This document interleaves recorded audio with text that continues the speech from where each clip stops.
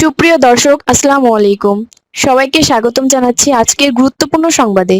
প্রথমেই জানিয়ে দিচ্ছি সংবাদ শিরোনাম। নতুন পে স্কেলে মহার্ঘ ভাতা নিয়ে বড় সিদ্ধান্ত। এদিকে নাসির উদ্দিন পাটোয়ারির ওপর হামলা। অপরদিকে সীমান্তে ভারতীয়দের লক্ষ্য করে বিজিবির গুলি। আরও থাকছে শেখ হাসিনার দেশে ফিরতে কোনো বাধা নেই, স্বরাষ্ট্রমন্ত্রী। এবং সবশেষে থাকছে রায় মাথায় নিয়ে দেশে ফিরতে চান হাসিনা। শুনছিলেন সংবাদ শিরোনাম, এখন বিস্তারিত। তার আগে ছোট্ট একটি আবেদন, সত্য সংবাদ ছড়িয়ে দিতে আপনাদের একটি সাবস্ক্রাইব আমাদের জন্য অনেক বড় সমর্থন। লাইক ও কমেন্ট করে জানান আপনাদের মতামতই আমাদের শক্তি। আমরা বলি সেই কথা যা অনেক মিডিয়া আড়াল করে। এখন চলুন বিস্তারিত দেখা যাক। নতুন পে স্কেলে মহার্ঘ ভাতা নিয়ে বড় সিদ্ধান্ত।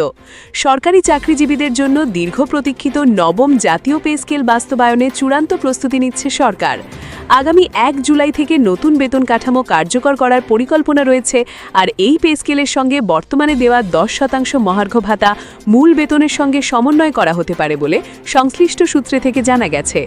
এ বিষয়ে চূড়ান্ত সিদ্ধান্তের জন্য গঠিত পর্যালোচনা কমিটি আজ বৈঠকে বসছে। বৈঠক থেকে গুরুত্বপূর্ণ সিদ্ধান্ত আসতে পারে বলে ধারণা করছেন সংশ্লিষ্টরা। এরই মধ্যে অর্থ ও পরিকল্পনা মন্ত্রী আমির খসরু মাহমুদ চৌধুরী জানিয়েছেন, আগামী অর্থ বছরের শুরু থেকেই নবম জাতীয় পে স্কেল কার্যকর করার প্রস্তুতি চলছে। সংশ্লিষ্ট সূত্র বলছে, ২০২৬-২৭ অর্থ বছরের বাজেটে নতুন পে স্কেল বাস্তবায়নের জন্য সরকার ৩৭,০০০ কোটি টাকা বরাদ্দের পরিকল্পনা চূড়ান্ত করেছে। এর আওতায় সরকারি, অর্ধসরকারি, স্বায়ত্তশাসিত প্রতিষ্ঠান, বিচার বিভাগ এবং বিভিন্ন বাহিনীর কর্মকর্তা-কর্মচারীরা আগামী জুলাই থেকেই বাড়তি বেতন সুবিধা পেতে পারেন। তবে নবম পে কমিশনের মূল সুপারিশ পুরোপুরি বাস্তবায়নের পথে হাঁটছে না সরকার, বরং বিভিন্ন সুপারিশে পরিবর্তন এনে ধাপে ধাপে নতুন বেতন কাঠামো কার্যকর করার পরিকল্পনা নেওয়া হয়েছে। প্রস্তাব অনুযায়ী আগামী জুলাই থেকে কর্মকর্তা-কর্মচারীরা নতুন নির্ধারিত মূল বেতনের ৫০% সমন্বিত অংশ পাবেন। পরবর্তী অর্থবছরে বাকি অংশ কার্যকর হবে।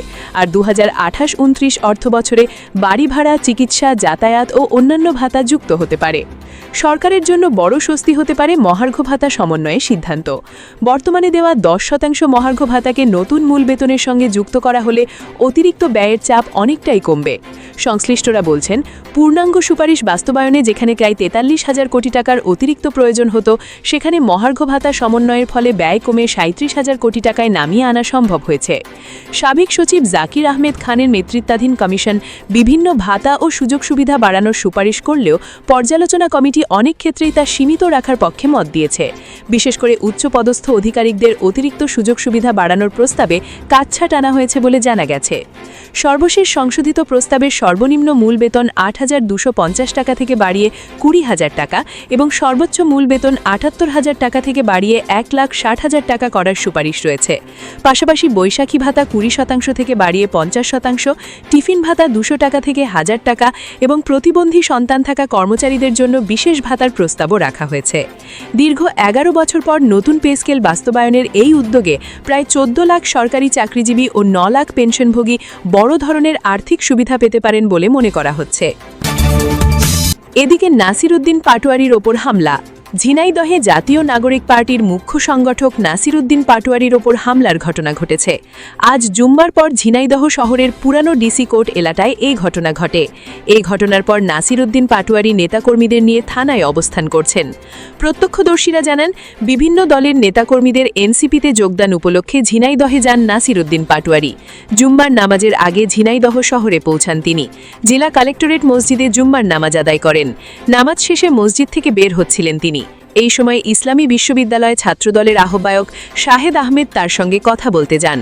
কথা বলার এক পর্যায়ে পেছন থেকে কিছু যুবক ডিম নিক্ষেপ করে ও হামলা চালায়। এতে এনসিপির কয়েকজন স্থানীয় নেতাকর্মী আহত হয়েছেন। এই ঘটনার পর এনসিপির নেতারা বিক্ষোভ মিছিল করে। এ ব্যাপারে ইসলামী বিশ্ববিদ্যালয় ছাত্রদলের আহ্বায়ক শাহেদ আহমেদ গণমাধ্যমকে বলেন, নাসির উদ্দিন পাটোয়ারি বিভিন্ন জেলায় সফরে গিয়ে বিএনপির সিনিয়র নেতাদের নিয়ে নানা কুরুচিপূর্ণ বক্তব্য দেন। তিনি ঝিনাইদহে সফরে এলে আমি তার সঙ্গে সাক্ষাৎ করে কুরুচিপূর্ণ বক্তব্য না দেওয়ার বিষয়ে আলাপ করতে যাই এই সময় স্থানীয় বিক্ষুব্ধ জনতা ডিম নিক্ষেপ করে। মারামারি বা ডিম নিক্ষেপের সঙ্গে আমাদের কোনো সম্পর্ক নেই। জেলা ছাত্রদলের সম্পাদক শাহরিয়ার রাসেল জানান, এই ঘটনায় ছাত্রদলের কেউ জড়িত নয়। এ বিষয়ে নাসিরউদ্দিন পাটোয়ারি অভিযোগ করে বলেন, আইনমন্ত্রী ও ঝিনাইদহ বিএনপির সভাপতি আব্দুল মজিদের লোকজন হামলা চালিয়েছে, তারা ডিম নিক্ষেপ করেছে। আমাদের 3 থেকে 4 জন আহত হয়েছেন। আমরা এই ন্যাক্কারজনক হামলার বিচার চাইব। তিনি বলেন, আমি আইনমন্ত্রীর পদত্যাগ দাবি করছি। আইনমন্ত্রীর এলাকাতেই যদি আইন শৃঙ্খলার এরকম অবস্থা হয় তাহলে তার মন্ত্রী থাকার দরকার নেই। সদর থানার ওসি আসাদুজ্জামান বলেন, পরিস্থিতি এখন নিয়ন্ত্রণে রয়েছে। শহরের গুরুত্বপূর্ণ পয়েন্টে পুলিশ মোতায়েন করা হয়েছে। নাসিরউদ্দিন পাটোয়ারি থানায় এসেছেন, এখনো পর্যন্ত কোনো লিখিত অভিযোগ পায়নি। অপরদিকে সীমান্তে ভারতীয়দের লক্ষ্য করে বিজিবির গুলি। লালমনিরহাটের পাটগ্রাম উপজেলার সীমান্ত এলাকায় ভারতীয় চোরাকারবারিদের অনুপ্রবেশ ঠেকাতে ফাঁকা গুলি ছুড়েছে বর্ডার গার্ড বাহিনী। এই ঘটনায় কোনো হতাহতের খবর পাওয়া যায়নি। আজ দিবাগত রাত 2:30টায় রংপুর ব্যাটালিয়ন 51 বিজিবির কুচলিবাড়ি ইউনিয়নের কলসিমুখ বিওপি সীমান্ত এলাকায় এই ঘটনা ঘটেছে বলে জানিয়েছে বিজিবি সূত্রে জানা গেছে, গভীর রাতে সীমান্তবর্তী পশ্চিম গিয়ারপাড়া এলাকায় টহল দিচ্ছিল বিজিবির একটি দল। এই সময় মেইন পিলার 806 সংলগ্ন ভারতীয় সীমান্তের কাঁটাতারের বেড়া কেটে একদল চোরাকারবারি বাংলাদেশে প্রবেশের চেষ্টা করছে বলে দেখতে পান মেম্বাররা। পরিস্থিতি বুঝে বিজিবি সদস্যরা তাদের সীমান্তে প্রবেশ না করতে সতর্ক করে। তবে নির্দেশ উপেক্ষা করে তারা বাংলাদেশ অভ্যন্তরের দিকে এগিয়ে আসতে থাকে বলে দাবি করা হয়। পরে পরিস্থিতি নিয়ন্ত্রণে আনতে এবং চোরাকারবারিদের পিছু হটাতে বিজিবি 2 রাউন্ড ফাঁকা গুলি ছোড়ে। গুলির শব্দে চোরাকারবারিরা দ্রুত ভারতীয় সীমান্তের ভিতরে ফিরে যায় বলে জানিয়েছে বিজিবি। ঘটনায় কেউ হতাহত হয়নি এবং বর্তমানে সীমান্ত পরিস্থিতি স্বাভাবিক রয়েছে। বিষয়টি নিশ্চিত করেছেন নাজিউর রহমান, রংপুর ব্যাটালিয়ন 51 বিজিবির অধিনায়ক। তিনি বলেন, ভারতীয় সীমান্ত থেকে কাঁটাতারের বেড়া কেটে চোরাকারবারিরা বাংলাদেশে ঢোকার চেষ্টা করলে প্রথমে তাদের সতর্ক করা হয়, পরে নির্দেশ অমান্য করলে ফাঁকা গুলি ছুটতে বাধ্য হয় বিজিবি। তিনি আরও জানান, সীমান্ত নিরাপত্তা নিশ্চিতে বিজিবি সর্বোচ্চ সতর্ক অবস্থানে রয়েছে। আরও থাকছে, শেখ হাসিনার দেশে ফিরতে কোনো বাধা নেই। স্বরাষ্ট্রমন্ত্রী, সাবেক প্রধানমন্ত্রী শেখ হাসিনার দেশে ফেরার ক্ষেত্রে সরকারের কোনো বাধা নেই বলে জানিয়েছেন স্বরাষ্ট্রমন্ত্রী সালাউদ্দিন আহমেদ। বরং তাকে দেশে ফিরিয়ে দিতে ভারত সরকারের কাছে আনুষ্ঠানিকভাবে অনুরোধ করা হয়েছে বলেও জানান তিনি। সচিবালয়ে সাংবাদিকদের সঙ্গে আলাপকালে স্বরাষ্ট্রমন্ত্রী বলেন, সরকার আইনি প্রক্রিয়ার মাধ্যমে শেখ হাসিনাকে দেশে ফেরাতে চায়। এ বিষয়ে পররাষ্ট্র মন্ত্রণালয়ের মাধ্যমে ভারত সরকারের কাছে প্রত্যর্পণ চুক্তি অনুযায়ী অনুরোধ পাঠানো হয়েছে। তিনি বলেন, আমরা তাকে ফেরত চাই, আইনিভাবে তাকে দেশে এনে মামলার মুখোমুখি করতে চাই। কেউ যদি দেশে ফিরতে চান তাতে সরকারের কোনো বাধা নেই। সম্প্রতি ভারতীয় সংবাদ মাধ্যমে দেওয়া এক সাক্ষাৎকারে শেখ হাসিনা শীঘ্রই দেশে ফেরার ইচ্ছে প্রকাশ করে আইনি লড়াই চালিয়ে যাওয়ার কথা বলেন। এই প্রসঙ্গে সরকারের অবস্থান জানতে স্বরাষ্ট্রমন্ত্রী বলেন, সরকার আইনি কাঠামোর মধ্যেই বিষয়টি দেখছে। এদিকে দলীয় নেতাকর্মীদের সঙ্গে শেখ হাসিনার অনলাইন বক্তব্য ও আন্তর্জাতিক গণমাধ্যমে দেওয়া সাক্ষাৎকার দেশের কিছু গণমাধ্যমে প্রচার নিয়ে প্রশ্ন উঠলে স্বরাষ্ট্রমন্ত্রী আদালতের নির্দেশনা অনুসরণের পরামর্শ দেন। তিনি বলেন, আদালতের কোনো নিষেধাজ্ঞা থাকলে তা অবশ্যই গণমাধ্যমকে মেনে চলতে হবে। অন্যদিকে পশ্চিমবঙ্গের নাগরিকত্ব আইন প্রবর্তন ও বাংলাদেশি অনুপ্রবেশীদের ফেরত পাঠানো বক্তব্য প্রসঙ্গে তিনি বলেন, এটি ভারতের অভ্যন্তরীণ বিষয়। অন্য দেশের নাগরিকত্ব নীতি বা রাজনৈতিক সিদ্ধান্ত নিয়ে বাংলাদেশের মন্তব্য করার সুযোগ নেই।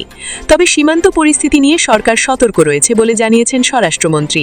তিনি বলেন, অবৈধ অনুপ্রবেশ ঠেকাতে বিজিবি মোতায়েন রয়েছে এবং আইন শৃঙ্খলা বাহিনী সর্বোচ্চ সতর্ক অবস্থানে কাজ করছে।